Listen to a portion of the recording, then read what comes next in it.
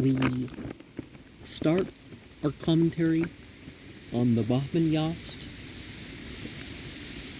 with chapter 1:0. And prosperous wealth for him whose writing I am, or possibly for whom I am written. The meaning moon, yekti, bunihem, being not quite clear. In fact, the construction of the whole of this initial benediction is rather obscure, unless you realize it's sort of like the King James Version of the Bible, or some other representative compilation commissioned or ordered by a particular individual. As it is declared, verse 1, it is possible that this is to be read in connection with chapter 2, verse 1, with the meaning that, as it is declared by the Studgar Nask, that Zarathustra asked for immortality from Harmast. So, in the Bahman Yast commentary, it is declared that he asked for it a second time. This introductory chapter is altogether omitted in both the Pazand manuscripts, which have been examined, but it is given in the Persian version. It is also omitted in the epitome of the Bahman Yast, contained in the Dabastan, see Shiaz's translation, volume 1, page 264 to 271, by the Studgar Nask. This was the first Nask, or book, of the complete Mazdayastian literature, according to the Dean card, which calls it Sudgar. But according to the Dini Bagar card and the Rivayats, it was the second Nask, called the Studgar, or Istudgar, for its contents are given by the Dini Bagar card, which agrees with the account in the Rivayats. See Haug's Essays, page 126. In the Dean card, besides, a short description of this Nask is given in the 8th book. There is also a detailed account of the contents of each of its Fargards, or chapters, occupying 25 quarto pages of 22 lines each in the 9th book. From this detailed statement, it appears that the passage mentioned here in the text constituted the 7th Fargard of the Nask, the contents of which are detailed as follows. The 7th Fargard, ta ve rapto, avestinta ve ervata, Vas 31, verse 1, it is about the exhibition to Zarathustra of the nature of the 4 periods of the Zarathustrian millennium, Hazan Grok Zim, 1,000 winters. First, the golden vat in which Harmast displayed the religion to Zarathustra. Second, the silver vat in which this Tasp received the religion from Zarathustra. Third, the steel, the period within which the organizer of righteousness, Ataropad, son of Marspend, was born. Fourth, the period mingled with iron is this, in which is much propagation of the authority of the apostate and other villains. Sari Harano, along with the destruction of the reign of religion, the weakening of every kind of goodness and virtue, and the departure of honor and wisdom from the countries of Iran. In the same period is a recital of many perplexities and torments. Of the period for that desire, Givrahi, of the life of the good, which consists in seemliness. Perfect is the excellence of righteousness. And in Avestin, Hashem Bohu Vahistem Asti, Yasna 27, verse 14. If this be a correct account of the contents of this Fargard, The writer was evidently consulting a Pahlavi version of the Gnostic, composed during the latter Sasanian times.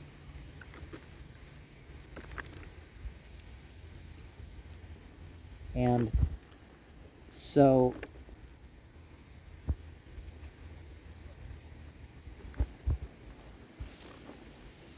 perhaps the Steel period actually began in the Achaemenid dynasty. And then before that you had the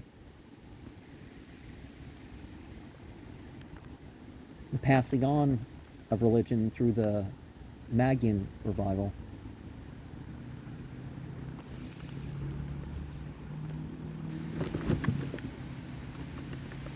Zarathustra, the Spitaman, generally understood to mean a descendant of Spitama, who was his ancestor in the 9th generation, according to Bundahis 32:1. But they themselves remain for something concealed proceedings. A word is lost here in verse 4 in K20 and does not occur in the other copies and versions, nor can it be supplied from the similar phrase in chapter 2, verse 16. The meaning of the sentence appears to be that Vistasp destroyed the idols, but the demons they represented still remained in a spiritual state to produce evil, which clarifies something that you sometimes see in the Vedas, because the Davas are not, they're more or less immortal. They have respite. They're not totally immortal, but yeah.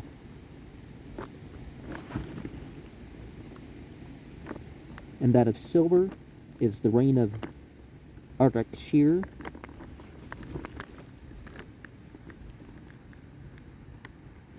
See chapter 2, verse 17.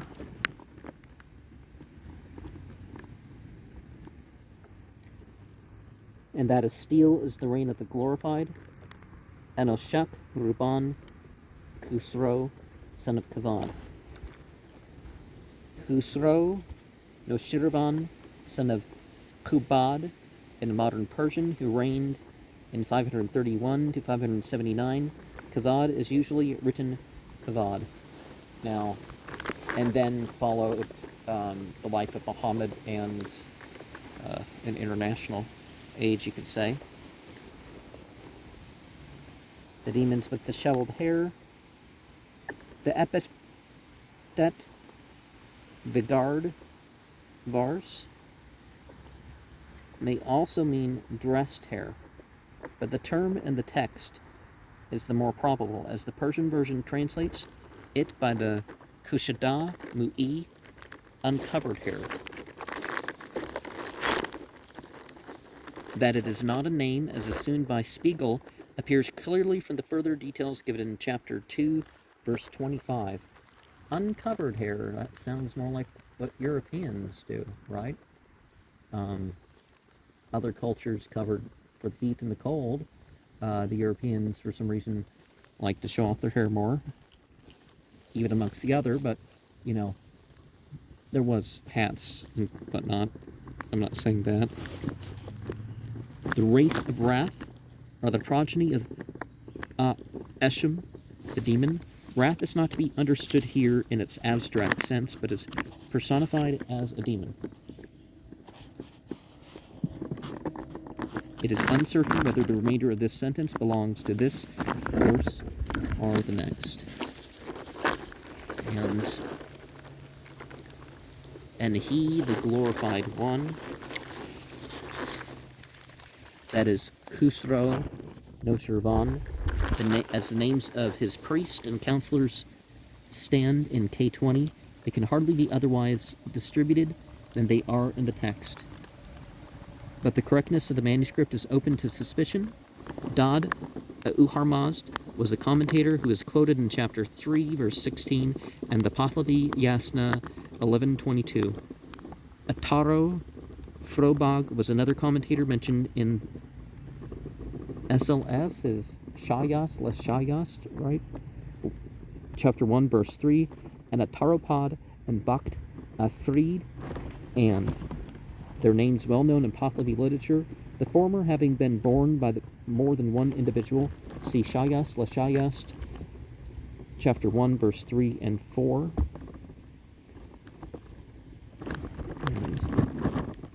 List 1. The commentary. If there were any doubt about the Zand meeting in the Pahlavi translation, this passage would be important, as the Avesta of the Kordad, and the Astad Yasts is still extant, but contains nothing about the heretic Mazdik or Mazdak. See chapter 2, verse 21. No Avesta of the Bahman Yast is now known. And he demanded of them a promise. The Persian version says nothing about this promise, but states that Khusro sent a message to the accursed Mazdak, requiring him to reply to the questions of this priestly assembly on pain of death, to which he assented. And he was asked 10 religious questions, but was unable to answer one, so the king put him to death immediately. Now, what would have happened to Muhammad if instead of reciting Surah 18, he didn't, and he didn't have an answer to those 3 questions by that Jewish assembly that didn't have,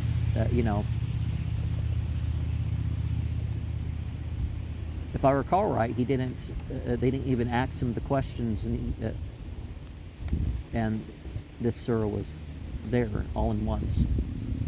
I mean, it was said in one fell swoop. What were the 3 questions? Let me think. What about the companion of Moses? Which was the second thing answered in the chapter. What about the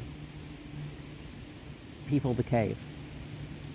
Which is the first thing answered in the chapter 18. And what about the people,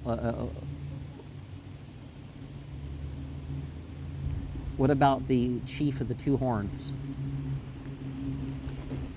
And so that was answered there.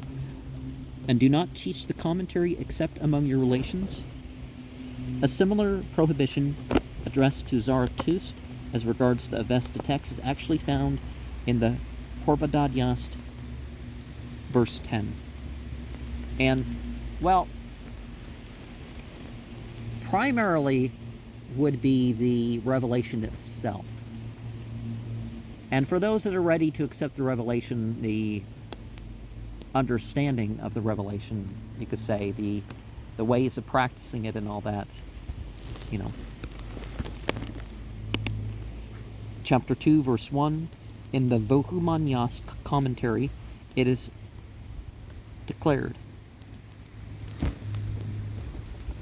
This seems to imply that the text is not the commentary itself, but merely an epitome of it. The Bahman manuscripts, which have been examined, begin with this chapter. When thou shalt make me, or when I shall become immortal, the verb is omitted by mistake in K20.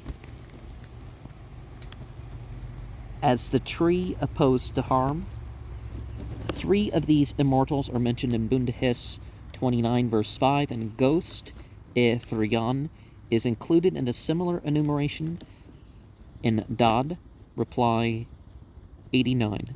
The tale of Ghost Fryan, Avestin Yo Isto, Yo Fryan of Bahman Yast, verse 81, and Fravardin Yast, verse 120, has been published with the book of Arda Viraf, edited by Hoshangje and Haung.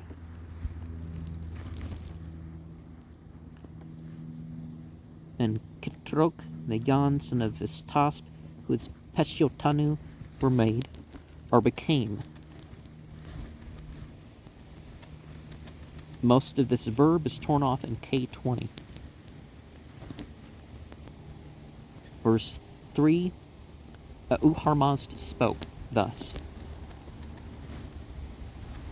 The verb placed before its nominative in the Pahlavi text, both here and in most similar sentences, which is an imitation of the Avesta, due probably to the text being originally translated from an Avesta book, now lost, or at any rate to its author's wish that it might appear to be so translated.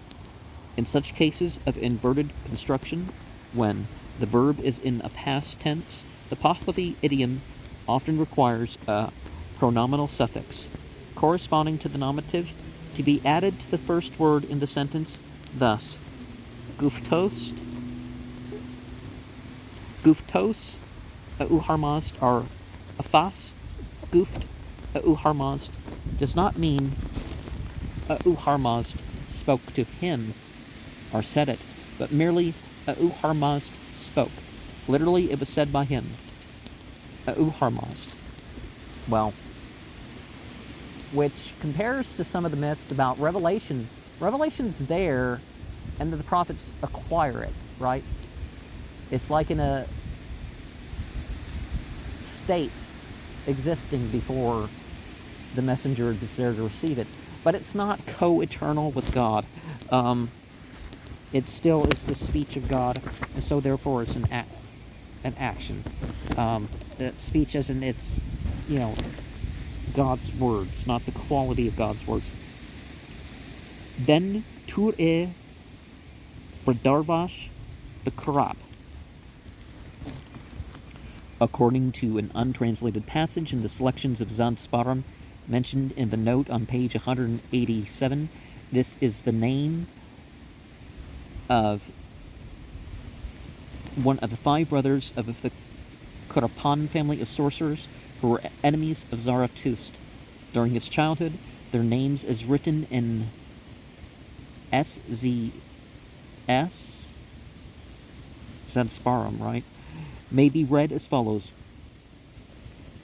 Bradar Vaksh, Bradroyisno, Tur, Bragresh, Azano, and Nasam.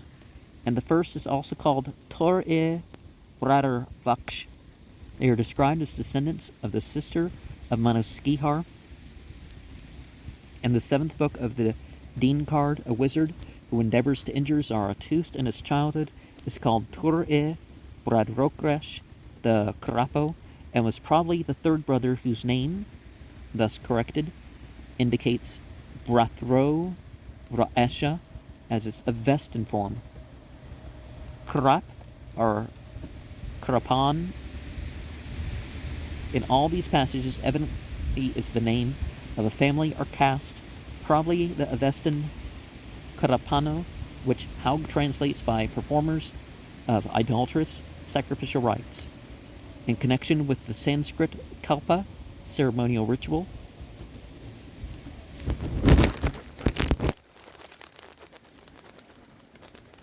remember that when it comes from one language to another, a good word in one language is a bad word in another language. I mean, forming the same sound, so.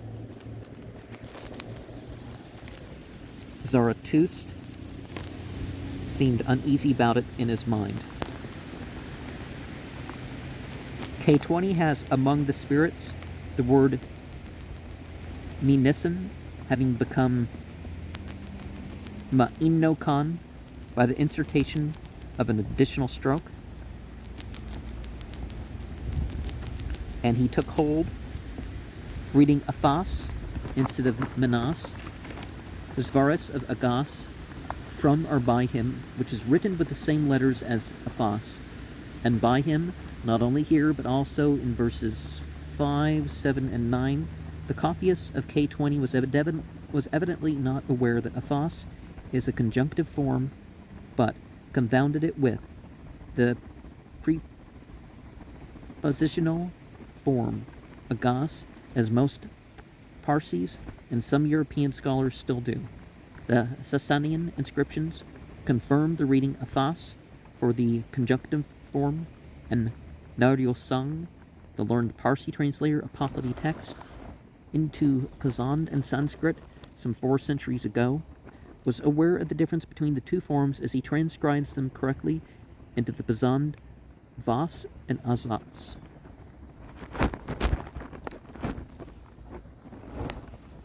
The verb "and spoke thus" is omitted in K20 by mistake. Was hungry, gross, or else dirty. In paradise, and he seemed to me exalted. Reading Afam instead of Manam, both here and verse 14. The copyist of K20 having confounded these two words, like those mentioned in the note on 4. The passage in brackets is omitted in K20, and that passage is, "And I saw a wealthy man without children, and he did not seem to me exalted." But it's supplied from a Kazan manuscript, being evidently necessary to complete the contrast. It occurs also in the Persian version. One of 10 supplied from the Pazand and Persian versions, being omitted here in K20, though occurring in 20. So gold, silver, brazen, copper, steel, mixed up with iron. So tin would have been the Jupiter metal, right?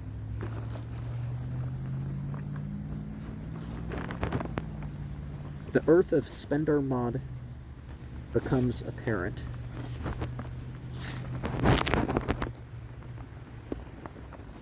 The female archangel who has charge of the earth, see Bundahis chapter 1, verse 26. And that which was of silver. The Pazand manuscript omits the description of the Silver Age. As I said, as they made clear, this isn't revelation, this isn't inspiration, this is representation of the history that included that at its beginning.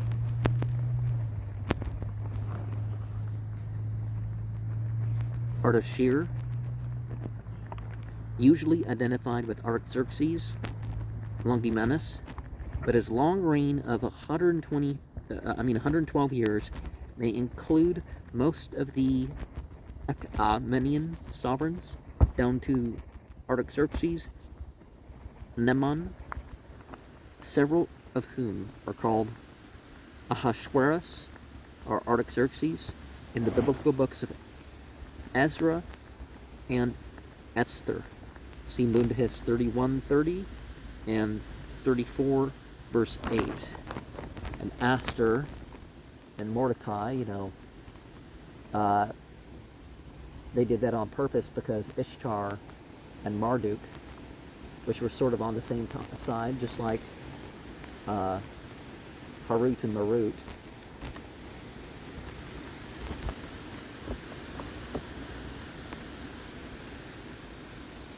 And, okay, whom they call, reading moon, whom instead of amat, when. See the note on Bundahis chapter 1 verse 7.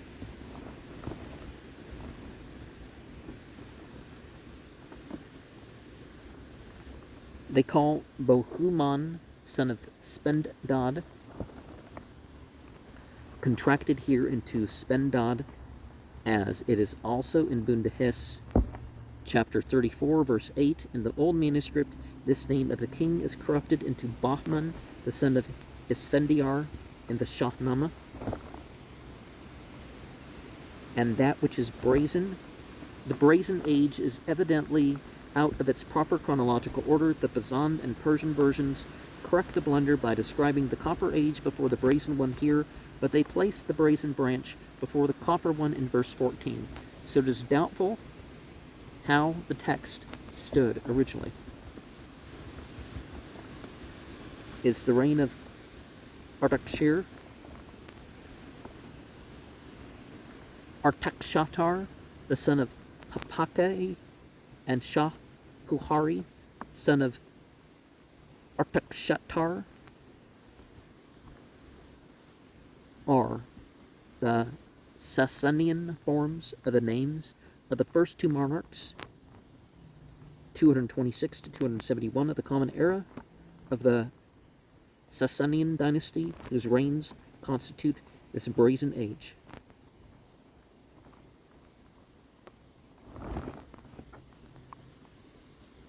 He makes happiness, Taki, literally deliverance from sin or salvation by one's own good works, and therefore not in a Christian sense.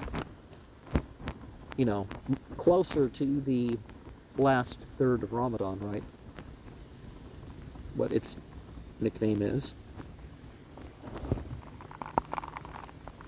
With the prepared brass, referring to the ordeal of pouring molten brass on his chest, undergone by Ataropad, son of Maraspend, high priest and prime minister of Shahpur I, for the purpose of proving the truth of his religion to those who doubted it. And that which was of copper is the reign of the Ascanian king. It is uncertain which of the Ascanian sovereigns is meant, or whether several of the dynasty may not be referred to. The Greek successors of Alexander were subdued in Persia by Arsaces I, who defeated Seleucus Callinicus about 236 BCE, but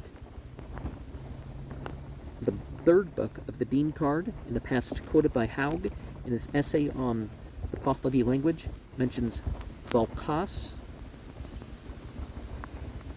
the Ascanian, as collecting the Avesta and Zan and encouraging the Mazdayastian religion. This Vologases was probably Vologases I, as a contemporary of Nero, as shown by Darmesteter in the introduction to his translation on the Vendidad. And don't we already have that on this channel?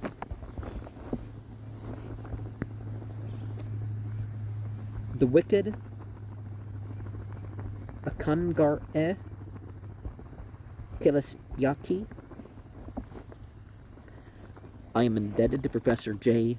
Darmesteter for pointing out that Neryo Sung, in his Sanskrit translation of Yasna 975, explains Kalas Yaka as those whose faith is the Christian religion. The original Pahlavi word in the oldest manuscript is Kilisa Ya'ik. Altogether, a misunderstanding of the Avesta name Karasane, which it translates, but sufficiently near the name in our text to warrant the assumption that the Neryosang would have translated Kristyaki by Christianity. Literally, it means ecclesiasticism, or the church religion. Well, religion decided by the priest, right?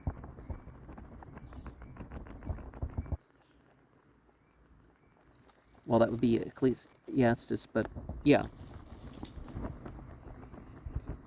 From the Persian, Kidesya, the Greek, Ekklasia, which is not really church. It's really more like a gathering outside the family. So if the woman's that passage about the women, so they're saying if a woman's present in a gathering that has people who aren't such close family, that she's either married to them or that they can't marry her, then she's not supposed to speak. That was the idea in the Bible. It's not just in the building, it's, any such social gathering. I'm not saying that's right, I'm just saying that's...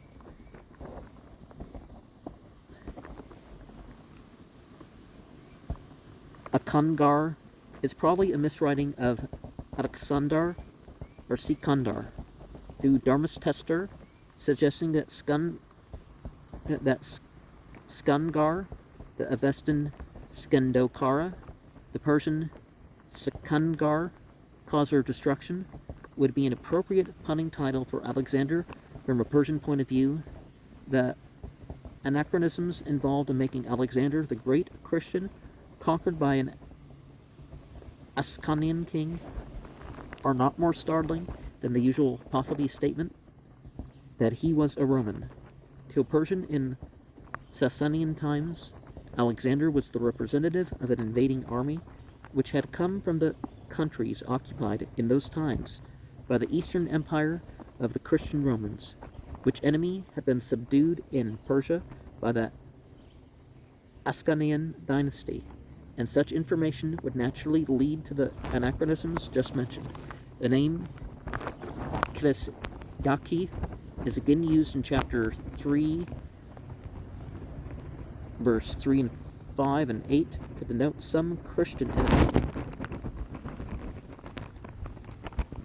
And that which is of tin is the reign of King Vahram Gor, when he makes the sight of the spirit of pleasure manifest, and Aharman with the wizards rushes back to darkness and gloom. So Gor, the Sasanian monarch, 420 to 439, after considerable provocation, revived the persecution of the heretics and foreign creeds which had been tolerated by his predecessor, and this conduct naturally endeared him to the priesthood.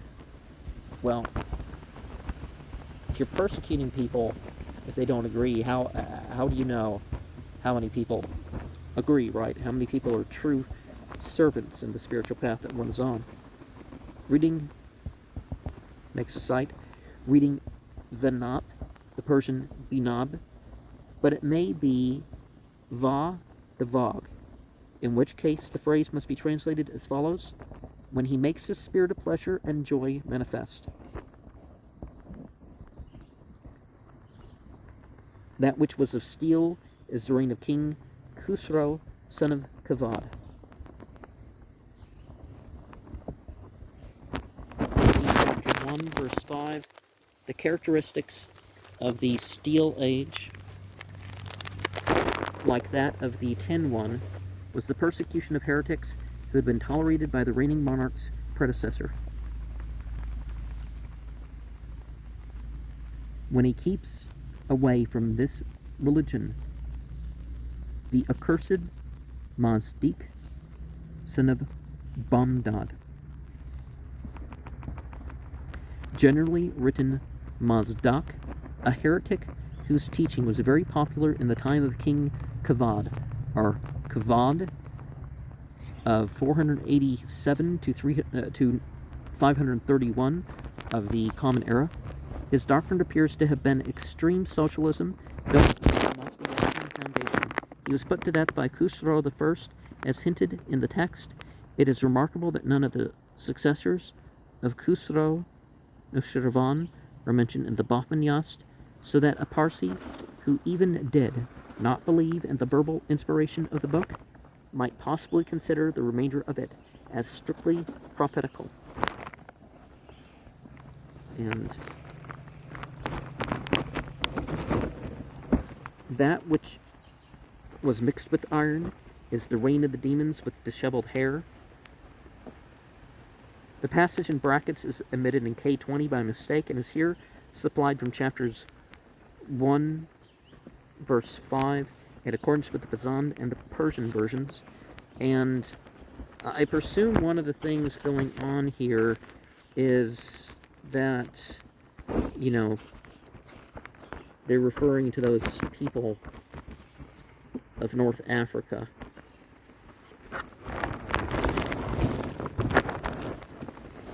Because their hair doesn't have that thin straightness of more European or Asian ancestry. And by African, I mean south of Turkey for some reason. You know, there's not a continent that's the Middle East, and why is the Middle East only the Persian and the Arab parts? Like, they're wanting to exclude the Persians from Europe, and they don't want to call them Asians either, even though according to some boundary definitions. So it's moved kind of a bit about. It used to be thought that the Hindus, that side was Asia, and then Europe was the other side, and Africa, you go south of Turkey to where the Arabs are, and, you know, the rest of the continent. Well, Arabia is a separate plate, so that's why it becomes tricky, right? But obviously on the other side of the Persian Gulf would either be Europe or Asia, depending on whether you, list that. And Caucasian, they came up with the term Caucasian to exclude the Persians and the Arabs from white. But they thought they were more advanced of a culture or whatever, so they wanted to not include them in the other, so